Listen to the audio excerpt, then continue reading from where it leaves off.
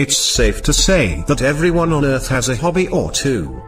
Whether you're the President of the United States or a high school principal, you still need something to occupy the time you spend when you aren't working.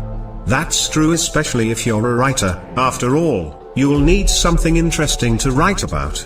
After he penned his best-selling debut novel, Miss Peregrine's Home for Peculiar Children, author Ransom Riggs traveled to Europe to explore abandoned castles.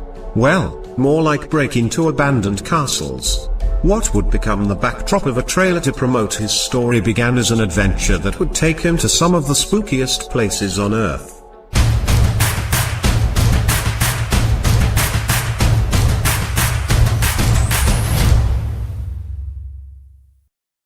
Ransom Riggs is most known as the best-selling author of the young adult fantasy novel Miss Peregrine's Home for Peculiar Children. Once he finished his book, his agent asked him to put together a novel trailer to capture the feel of the story and to help sell it to a publisher. Thankfully, he knew just where to go. Riggs decided to take a trip and to focus on the manor homes and castles in Belgium. Since many of these places were simply left abandoned, he knew that it would be relatively easy to get inside of them and capture the footage he needed for the trailer. While Riggs knew that each location would be full of promising and inspiring images, he had no idea what he would find waiting for him behind each and every door. In one manor house, for instance, he found a basket that was still packed for its next picnic.